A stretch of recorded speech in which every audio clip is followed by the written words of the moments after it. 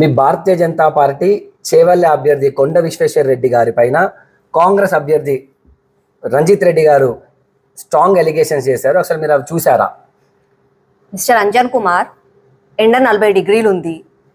ఈయన కాంగ్రెస్ అభ్యర్థి రంజిత్ రెడ్డి ఎండదెబ్బ తగిలినట్టుంది, పిచ్చి పిచ్చిగా బిత్తిరి మాటలు మాట్లాడుతుండ్రు. అట్లాంటి మాటలు పట్టించుకోవాల్సిన అవసరం అసలు మీరు అసలు చేసిన అలిగేషన్ చూసారు? ఒకసారి చూడండి మీరు అలిగేషన్. నాకు నా పోటీ కొండ విశ్వేశ్వర రెడ్డికి ఈ కలిసిన అంశాలు అవి. ఆయన ఎన్నడూ ఎవరికి అడ్రస్ లేకుండా గయాప్ అవుతాడు ఓడిపోయిన తర్వాత. మళ్ళీ ఎలక్షన్ల ముందు అటు ఇటు తిరుగుతాడు, మళ్ళీ వచ్చి పోటీ అంటాడు, మళ్ళీ ఇప్పుడు ఓడిపోతాడు.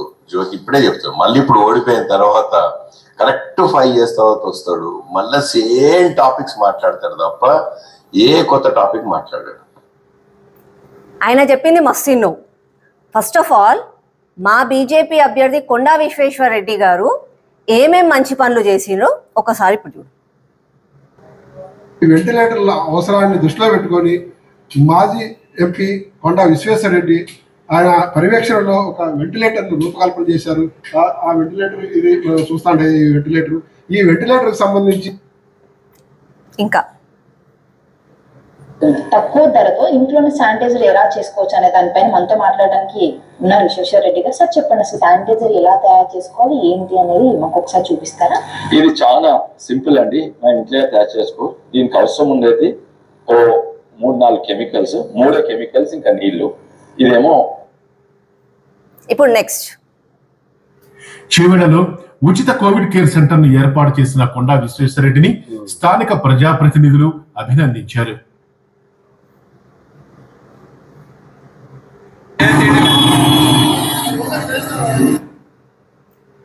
కరోనా సమయంలో ఆ 2 సంవత్సరాలు ఉన్నా లేకున్నా అందరూ భయపడుకుంటూ ఇంట్లల్లో తలుపులు పెట్టుకొని ఉన్నోళ్ళు. అట్లాంటి సమయంలో కొండా విశ్వేశ్వర రెడ్డి గారు పబ్లిక్ లో ఉండి వెంటిలేటర్ల కోసం అని చెప్పి, శానిటైజేషన్ కోసం అని చెప్పి అవేర్నెస్ క్రియేట్ చేసింది. ఏ లీడర్ చేసిండ్రు, ఎవరు చేసిండ్రు చేయరనట్లే.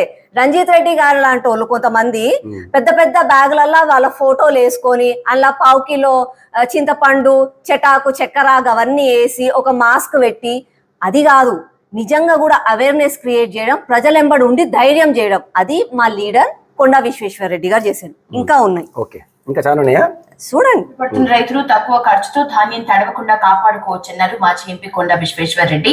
కేవలం 500 రూపాయలతో 100 క్వింటాల ధాన్యాన్ని కాపాడుకోవచ్చని ప్రాక్టికల్ గా చేసి చూపించారు. ముందుగా ఒక టార్పాలిన్ కింద పరిచి దాని మీద ధాన్యం బస్తాల్ని వేయాలి. ధాన్యం బస్తాల చుట్టూ కింద పరిచిన టార్పాలిన్ పైకి మడిచి దానిపై ప్యాకింగ్ లో ఉపయోగించే ష్రింక్ వ్రాప్ ప్లాస్టిక్ కవర్ ను చుట్టాలి. ధాన్యం బస్తాలే కాకుండా కుల్లా ఉండే వడ్లను కూడా ఈ విధంగా కాపాడుకోవచ్చన్నారు మాజీ ఎంపీ కొండా విశ్వేశ్వర రెడ్డి. ఇటీవల అకాల వర్షాలతో రైతులు పడుతున్న ఇబ్బందులు చూసి ఈ ప్రయత్నం చేశామన్నారు. ఒకప్పుడు గుర్తుండే ఉంటుంది, వరి వేస్తే ఉరి, అసలు వరి వేయొద్దు అని చెప్పి కేసీఆర్ వచ్చి మైక్ల ముందు కూర్చొని చెప్పిండు. ఆ టైం అంటే వర్షం పడుతుంది, వడి మొత్తం తడిచిపోతుంది, మేము కొనము అని చెప్పి అంటే సెంట్రల్ నుంచి స్టేట్ నుంచి మొత్తం ఉండి రైతులు మాత్రం మోసపోయిండ్రు ఆ టైంలో. ఆ టైంలో ఒక మంచి లీడర్ గా వర్షంలో వరి తడవకుండా ఉండాలంటే ఏమి చేయాలి అని చెప్పింది కొండా విశ్వేశ్వర రెడ్డి. దాంతో పాటుగా వరి వేయకపోతే ఇంకేమి వేయాలి, ఆల్టర్నేటివ్ గా వేరే క్రాప్ ఏమేస్తే మీకు లాభం వస్తుంది రైతులకి అని చెప్పింది కొండా విశ్వేశ్వర రెడ్డి గారు. మళ్ళీ అప్పట్లో ఉన్న ఎవరు చెప్పారు దాని గురించి? ఎవరు ఇన్వాల్వ్ కాలే. అయ్యో అతను ఒక్కడే చెప్పిండు, నేను కాదు అని అంటే మీరు ఒకసారి సోషల్ మీడియాలో తన హిస్టరీలో వెళ్ళి చూడండి. అదే సమయంలో మళ్ళా ఎంపీగా ఉన్న రంజిత్ రెడ్డి గారు కూడా ఏం చేశారో కూడా మీరు ఒకసారి వినండి.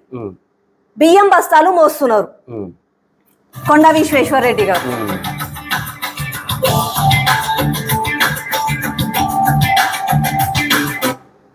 ఇంకా నెక్స్ట్, తన ఫాదర్ పేరు మీద ఫౌండేషన్స్ తో తెలంగాణలో స్కూల్స్, కాలేజీలలో టాయిలెట్స్ పట్టించుకోకపోతే వాటిని స్వచ్ఛందంగా క్లీన్ చేస్తున్నారు. శ్రీమంతుడు సినిమా చూసినామాను? శ్రీమంతుడు మహేష్ బాబు అందులో మహేష్ బాబు యాక్టింగ్ చేసిండు. తను రియల్ గా శ్రీమంతుడు. ఏం చేసిండు ఇప్పుడు ఇక్కడ కొండా విశ్వేశ్వర రెడ్డి గారు? సుమారు 5,000 కోట్లు 5,000 కోట్లు ఉన్న వాళ్ళు ఎవరైనా బియ్యం బస్తా మోస్తారా? ఎవరైనా టాయిలెట్లు కడుగుతారా? టాయిలెట్లు ఎవరు కడుగుతారు? చేసిండా లేదా?